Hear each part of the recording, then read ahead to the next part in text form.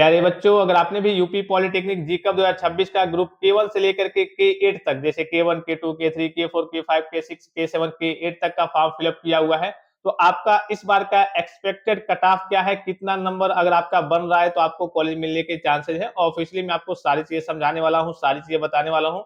तो एक बार आप इस वीडियो को ध्यान से देख लेंगे कि हाँ, आपको काउंसलिंग की ओर जाना चाहिए या फिर नहीं जाना चाहिए, काउंसलिंग आपको कैसे और कहाँ से कराना चाहिए। ऑफिशियली मैं आपको सारी चीजें समझाने वाला हूँ। तो चलिए मैं आपको इंटरफेस पे लेकर के चलता हूँ और एक-एक आपको डेटा बताता हूँ कि हाँ, आपको काउंसलिंग कराना चाहिए या फिर नहीं।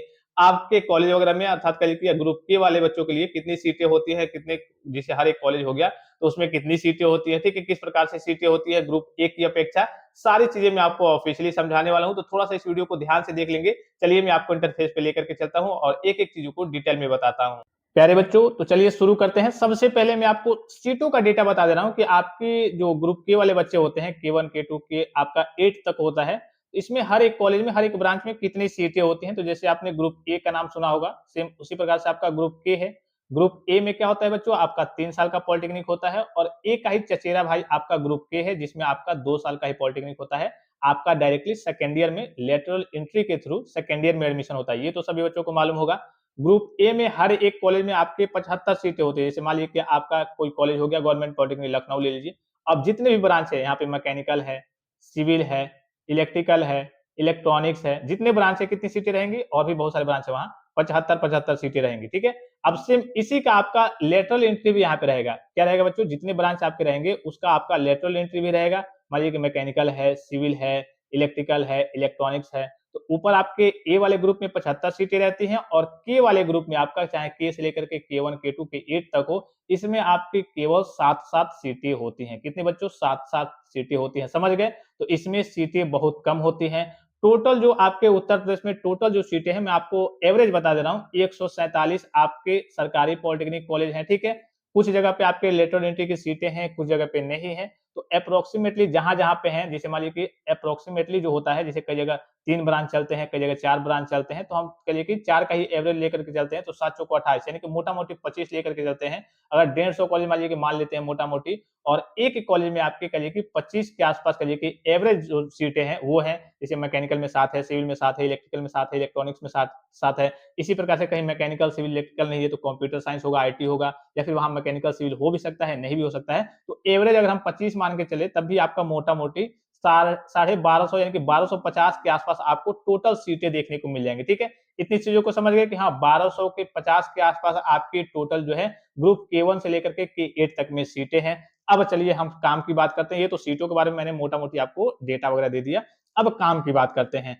आपका कितना नंबर तक आया है और किस कास्ट कैटेगरी से अगर आप बिलोंग करते हैं, तो आपको काउंसलिंग की ओर जाना चाहिए। साथ ही साथ काउंसलिंग आपको कैसे करना है, कहाँ से कराना है, वो भी मैं आपको बताऊंगा। तो देखिए, जो इसमें सबसे ज्यादा बच्चे फॉर्म फिलअप करते हैं बच्चों, सबसे ज्यादा फिलअप करते हैं, वो फिलअप करते हैं ग्रुप के1 आपका सिविल से, के2 आपका कहिए कि इलेक्ट्रिकल से, और फिर उसके बाद से के4 और के5 आपका, ये जो के4 है वो मैकेनिकल है, और के5 आपका कंप्यूटर साइंस और आईटी है। इतनी चीजों को समझ गए। हो सकता है कि आप इस वीडियो को देख रहे होंगे और आपने भी इसी से फॉर्म फिलअप किया होगा। और ये जो ग्रुप हो गया, जैसे इलेक्ट्रॉनिक्स हो गया, फिर आपका के6 वगैरह हो गया, और भी इसमें कई सारे होते हैं, इससे बहुत कम बच्चे फॉर्म फिलअप करते हैं। ऐसा नहीं है कि इसमें बच्चे नहीं है, इसमें भी बच्चे हैं, लेकिन थोड़ा सा कम, इनकी अपेक्षा थोड़ा सा कम फॉर्म फिलअप करते हैं। मेन जो कंपटीशन होता है के1, के3, के2 और के3 में कम होता है, के1, के2 और के4 और के5, ये कंप्यूटर साइंस और आईटी वाला है, इसमें ज्यादा बच्चे फॉर्म फिलअप करते हैं, ठीक है। इतनी चीजों को समझ गए।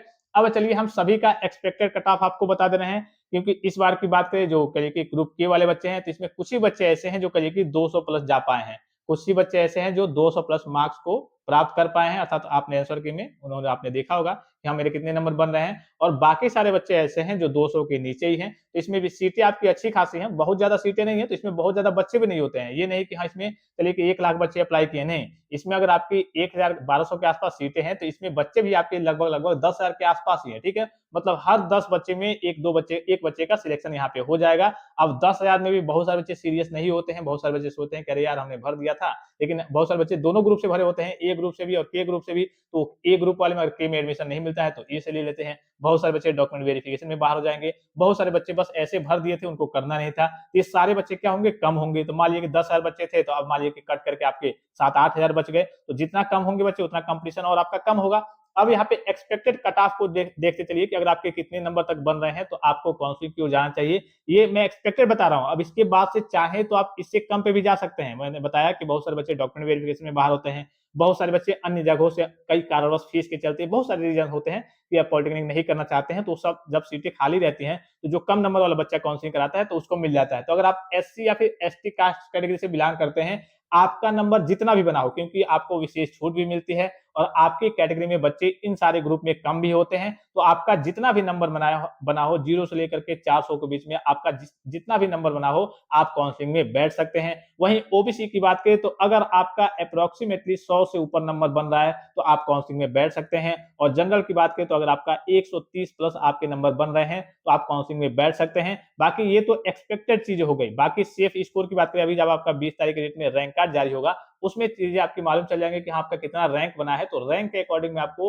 एकदम एग्जैक्ट जो ऑफिशियल डेटा होता है जीकब जो जारी करता है उसकी सहायता से बता दूंगा। अभी आपने मार्क्स की सहायता से देख लिया। बाकी मैं तो यही कहूंगा, मेरी यही राय है कि आपका नंबर जितना भी बना हो आप एक बार अपनी किस्मत को आजमाइए। वही मैंने आपको बताया कि बहुत सारे बच्चे डॉक्यूमेंट वेरिफिकेशन में बाहर हुए, बहुत सारे बच्चे अन्य कारणों व फीस के चलते, बहुत सारे बच्चे बस ऐसे भर दिए थे। तो जितनी सीटें खाली रहती हैं, पता ये चले कि कोई मान लीजिए कि 150 नंबर वाला बच्चा है, वो ये सोच रहा है कि अरे यार नंबर करिए कि कट ऑफ तो 200 हो गया है, हम करिए कि काउंसलिंग नहीं कराएंगे। बहुत सारे 200 नंबर या फिर 200 से ऊपर नंबर वाले बच्चे हैं जो कहिए कि पॉलिटेक्निक नहीं करना चाहते हैं, डॉक्यूमेंट वेरिफिकेशन में बाहर हो गए या फिर फीस के चलते नहीं करना चाहते हैं, या फिर और भी रीजन हो सकते हैं। तो जो बच्चा मान लीजिए कि 150 था, ये काउंसलिंग नहीं कराया, कोई बच्चा 140 था, 120 था, वो काउंसलिंग करा लिया, तो भाई जो सीटें मिलेंगी, जब ये काउंसलिंग में बैठा ही नहीं है तो इसको सीट कैसे मिलेगी? तो इन बच्चों को वो सीटें मिल जाएंगी। तो मेरी ओर से ये राय है कि आपका जितना भी नंबर बना हो, बिना काउंसलिंग के आपका पता चलेगा नहीं, तो आप काउंसलिंग में बैठ सकते हैं। मैंने आपको पूरा आपको कॉलेज कॉलेज की सीटें भी बता दी, कितनी-कितनी सीटें होती हैं, एप्रोक्सिमेटली कितनी सीटें हैं टोटल और किस ग्रुप में ज़्यादा कॉम्पिटिशन है और आपको काउंसलिंग में जाना चाहिए या फिर नहीं। तो मेरी ओर से डेफिनिटली हाँ है कि आपको काउंसलिंग को जाना चाहिए। अब आपको काउंसलिंग कराना कहाँ से है, कैसे कराना है, तो अगर आप एकदम टेंशन फ्री रहना चाहते हैं कि सर आप देख लीजिए कि हमें कोई कॉलेज मिलने लायक होगा हमारे नंबर के अकॉर्डिंग, हमारे रैंक के अकॉर्डिंग, तो आप हमें कॉलेज वगैरह दिला दीजिए, आप हमारी काउंसलिंग कर दीजिए। तो अगर आप एकदम टेंशन फ्री रहना चाहते हैं तो आप हमारी टीम से कॉन्टैक्ट करके बेहतरीन तरीके की आप अपनी काउंसलिंग को करा सकते हैं।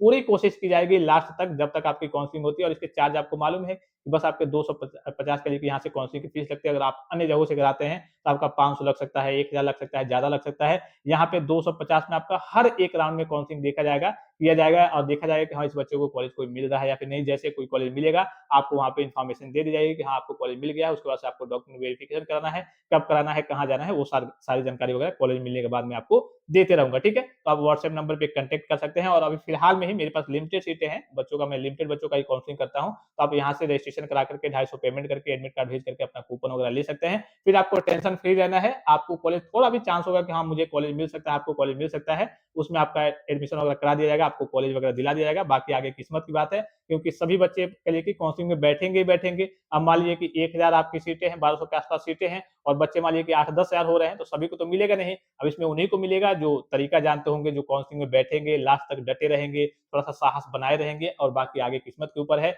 अगर आपका हो सकता है कि आपका जब 8000 बच्चे हैं और ये 1200 के आसपास सीटें हैं, तो भाई जाहिर सी बात है कि बहुत सारे बच्चों का सिलेक्शन नहीं होगा, लेकिन उसमें जो डटे रहेंगे, किस्मत उनकी अच्छी होगी, उनका सिलेक्शन वगैरह हो सकता है। बाकी आगे आपके काउंसलिंग के ऊपर सारी चीजें डिपेंड करती हैं। तो सारी स्थिति क्लियर करके क्लियर कट शब्दों में मैंने आपको बता दिया। आपकी इच्छा के ऊपर ये सारी चीजें डिपेंड करती हैं कि आप काउंसलिंग में बैठते हैं या फिर नहीं। आप चाहें तो हमारी टीम से कॉन्टैक्ट करके बेहतरीन तरीके की आप अपनी काउंसलिंग को करा सकते हैं। और भी कोई संदेह हो, किसी प्रकार की जानकारी चाहिए, कोई भी चीज आप पूछना चाहते हैं, तो आप कमेंट बॉक्स में कमेंट करके पूछ सकते हैं। फिलहाल इस वीडियो में इतना ही, इजाजत दीजिए। धन्यवाद, थैंक्स फॉर वॉचिंग। मिलते हैं नेक्स्ट वीडियो में।